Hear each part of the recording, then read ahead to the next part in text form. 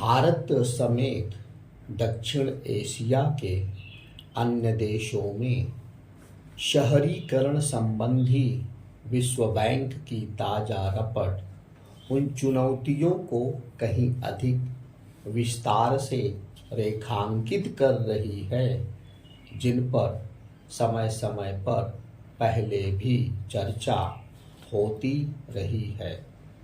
इस रिपोर्ट के अनुसार दक्षिण एशिया के शहर बेतरतीब विकास का शिकार हैं और इसीलिए वे तमाम समस्याओं से दो चार हैं।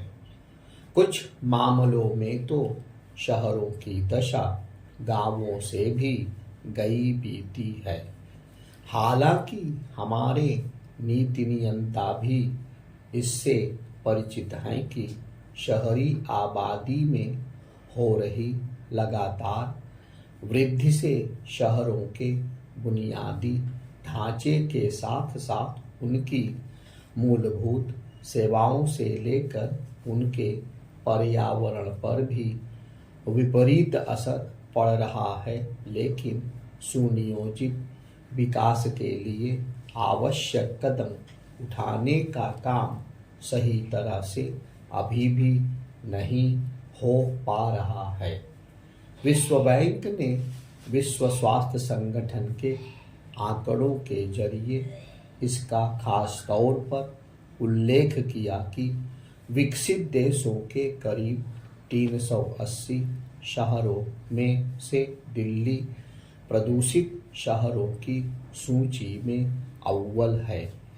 प्रदूषित शहरों की सूची में पटना, लखनऊ, रायपुर, अहमदाबाद आदि का शामिल होना यही बताता है कि शहरीकरण के हमारे तौर तरीके बेतरतीब विकास का नमूना बनकर रह गए हैं। स्पष्ट है कि शहरों की दशा सुधारने के लिए केंद्र और राज्य सरकारों को पूरी गंभीरता के साथ कमर कसनी होगी।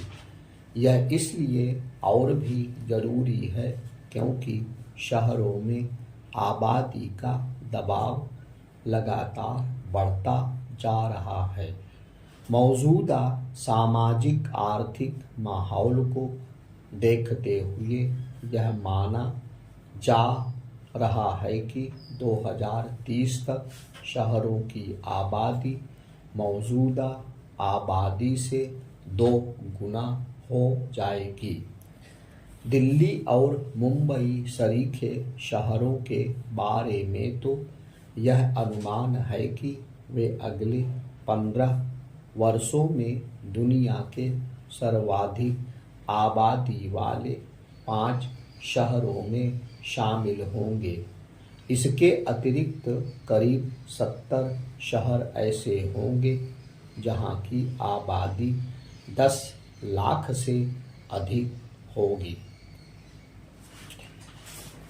शहरों में आबादी बढ़ने की रफ्तार को देखते हुए उनका मौजूदा ढांचा पूरी तरह अपर्याप्त और चरमराया हुआ नजर आता है। समस्या यह है कि इस पर पूरी गंभीरता से विचार नहीं किया जा रहा है कि बढ़ती आबादी की ज़रूरतों को पूरा करने के लिए जो कुछ आवश्यक है वह कैसे किया जाएगा।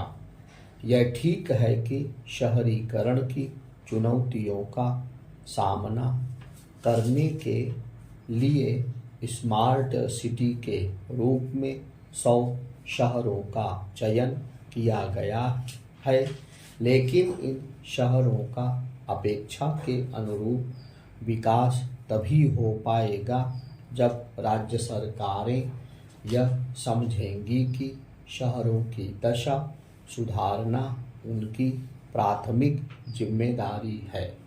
इस बारे में बातें तो बहुत होती हैं, लेकिन कई बार केवल आकर्षक घोषणाओं तक सीमित रह जाया जाता है या फिर शहरीकरण संबंधी योजनाएं बनाकर केंद्र से ज़्यादा धन देने की गुहार लगाई जाती है। निसंदेह शहरों के ढांचे को सुधारने के लिए धन की जरूरत है, लेकिन यह काम केवल केंद्र सरकार के भरोसे संभव नहीं। राज्यों को अपने स्तर पर भी कुछ करने की जरूरत है। शहरीकरण की भावी योजनाओं पर अमल जब होगा तब होगा। फिलहाल इस पर ध्यान देने की जरूरत है कि बेतरतीब विकास का सिलसिला कैसे थमे। देश के करीब करीब हर शहर अव्यवस्थित विकास का पर्याय बन गए हैं और उसके चलते समस्याएं सुलझ कम रही हैं, उलझ ज़्यादा रही हैं। बेहतर हो कि विश्व बैंक के सुझावों पर गंभीरता से न केवल ध्यान दिया जाए बल्कि उस पर अमल भी किया जाए। केंद्र सरकार को सोशल मीडिया और दूरसंचार कंपनियों से संबंधित अपनी एन्क्रिप्शन नीति का मसौदा जिस तरह 24 घंटे के भीतर ही वापस लेने के लिए मजबूर होना पड़ा, उससे यही पता चला कि ऐसे नौकरशाहों पर लगाम नहीं जो नतीजों की परवाह किए बगैर काम कर रहे हैं। एन्क्रिप्शन नीति तैयार करने वालों को यह पता होना चाहिए था कि उनके मसौदे पर न केवल तीखी प्रतिक्रिया होगी बल्कि सरकार को भी असहज स्थिति का सामना करना पड़ेगा। एक ऐसे समय जब सोशल मीडिया की निगरानी दुनिया भर में एक संवेदनशील मसला बना हुआ है, तब भारत ऐसी कोई नीति कैसे तैयार कर सकता है जिससे वह लोगों की निजता में ताक झांक करने वाले देश के रूप में जाना जाए। एन्क्रिप्शन नीति का जो मसौदा विचार विमर्श के लिए सार्वजनिक किया गया, उसके कई प्रावधान न केवल बहस की गुंजाइश खत्म करने बल्कि नीति नियंताओं की समझ पर सवाल उठाने वाले भी थे। अंततः ऐसा ही हुआ। तमाम स्पष्टीकरण के बावजूद सरकार की किरकिरी हुई। आखिर इस अपेक्षा का क्या मतलब कि लोग विभिन्न माध्यमों से जिन संदेशों का आदान प्रदान करें उन्हें संभाल कर रखें और वह भी 90 दिन। क्या यह मसौदा तैयार करने वालों को इस बारे में तनिक भी आभास नहीं था कि इसकी आम जनता में क्या प्रतिक्रिया होगी। इस मसौदे ने नौकरशाही के घिसे पिटे ढर्रे को ही उजागर नहीं किया बल्कि यह भी बयान किया कि नीतियां और योजनाएं बनाने की प्रक्रिया में जरूरी बदलाव एवं सुधार आना अभी भी शेष है। एन्क्रिप्शन नीति तैयार करने में जो गफलत हुई उससे यह सवाल उठना स्वाभाविक है कि क्या जनता को सीधे तौर पर प्रभावित करने वाली नीतियां तैयार करते समय भी संबंधित लोगों और यहाँ तक कि जनप्रतिनिधियों तक से कोई विचार विमर्श की जरूरत नहीं महसूस की जा रही है।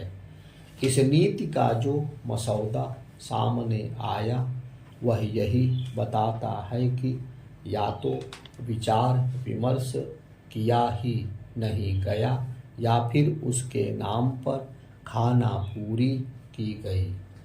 पता नहीं सच क्या है, लेकिन इस मामले से आम जनता के बीच कोई अच्छा संदेश नहीं गया।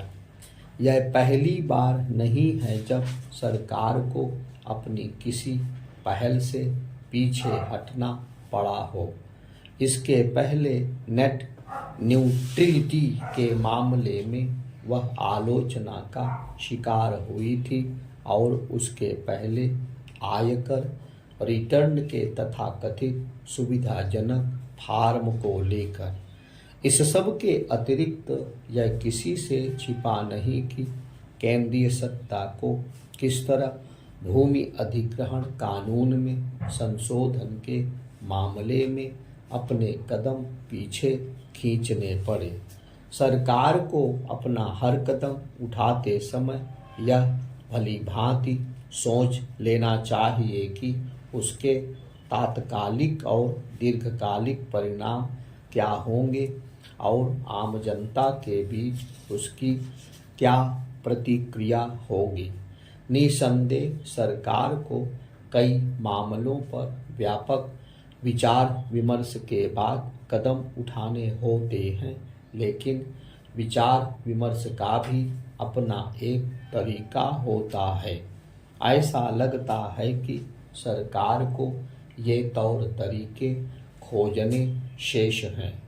जो भी हो, अब उसे सबक लेने चाहिए और भविष्य में किसी भी मामले में गफलत से बचा जाना चाहिए। यदि ऐसा नहीं किया जाता तो आलोचकों को न केवल उसे घेरने का मौका मिलेगा, बल्कि सरकार की छवि भी प्रभावित होगी।